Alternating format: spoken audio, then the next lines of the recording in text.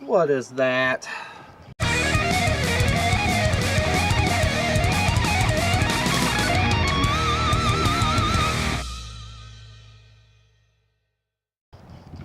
Look at that.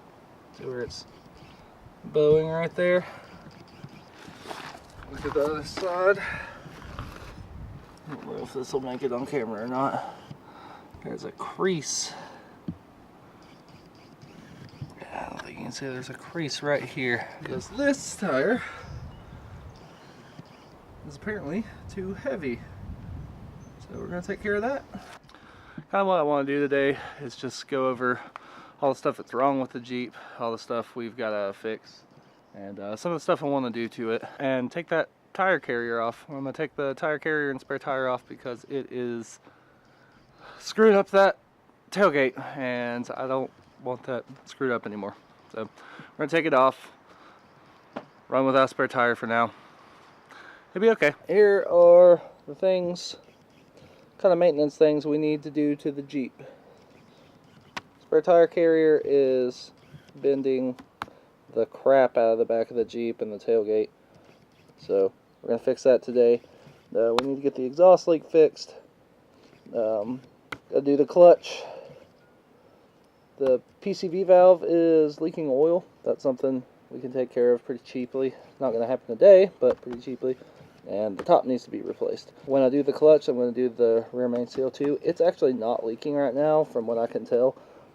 But it's very common with these Jeeps, and while I've got the clutch out, I might as well go ahead and do that too.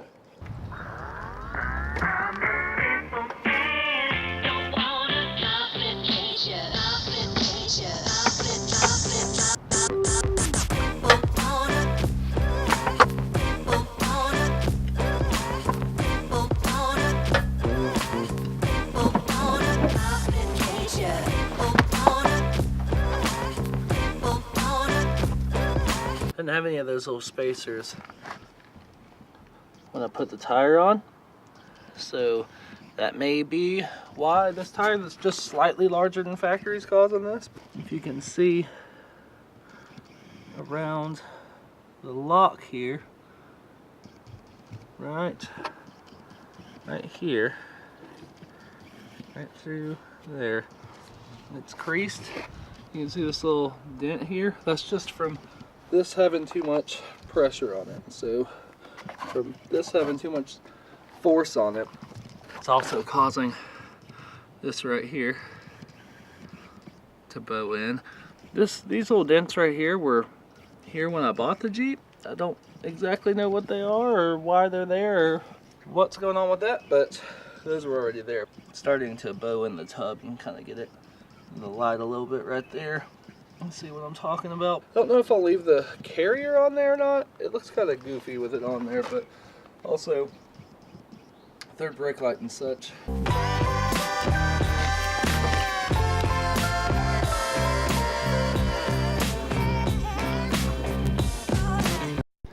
Get you where you can see that. Focus on a little bit of that. PCV valve is leaking like crazy. It's just dumping oil all over the back of the motor. So that's something that's got to get fixed. I don't have the parts to do it today, but I'm just kind of making a list of all the things that need to be done to this Jeep, because we're gonna be rolling pretty good. If you look right there also, that bolt for the valve cover gasket is snapped off. That happened when I was changing the valve cover gasket because it was leaking. And from what I can tell, and I don't know if you'll be able to see this or not, but even though that head is broke off, there's no oil leak down the side of the motor. So obviously I'm still going to fix that little guy, but it is not high on my list of priorities because it's not leaking. At least that's one good thing. At least that's not leaking. Clutch and rear end seal are gonna happen together. We gotta track the exhaust leak down. I went ahead and bought a manifold gasket. I don't know if that's actually what the problem is. It's got a MBRP catback exhaust on it, so it could be something throughout the air leaking. I'm not really sure, but we'll get that figured out. I went ahead and bought the manifold gasket just in case that was it. $25, so went ahead and got it when I got the clutch. Now, if you couldn't tell from any of the other videos, this back window is shut. It's zip tied in place up here. See that? Something's gonna block it out. It's zip tied in place up top, and I can just kind of take it loose and roll it up. But that needs to get fixed, so we're gonna have to replace the whole top. If you look up here,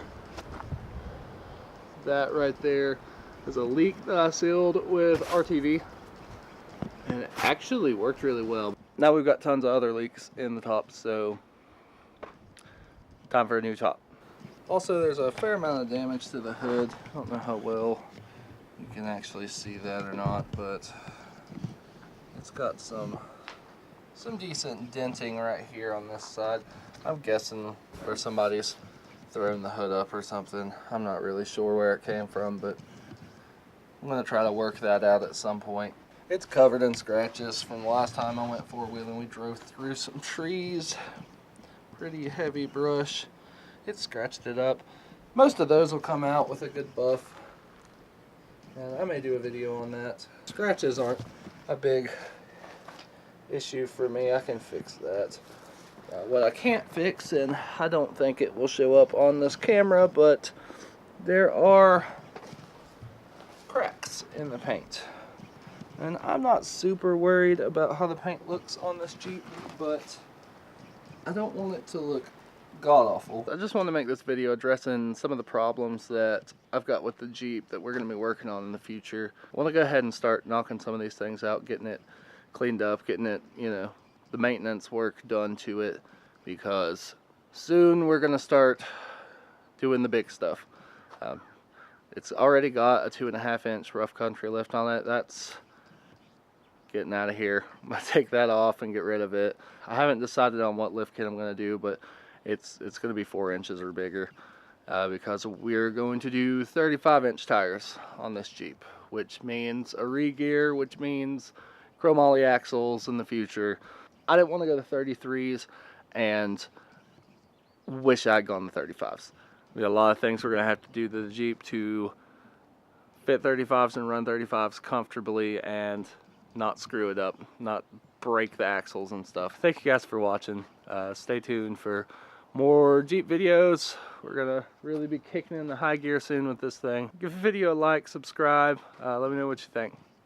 Alright, see ya.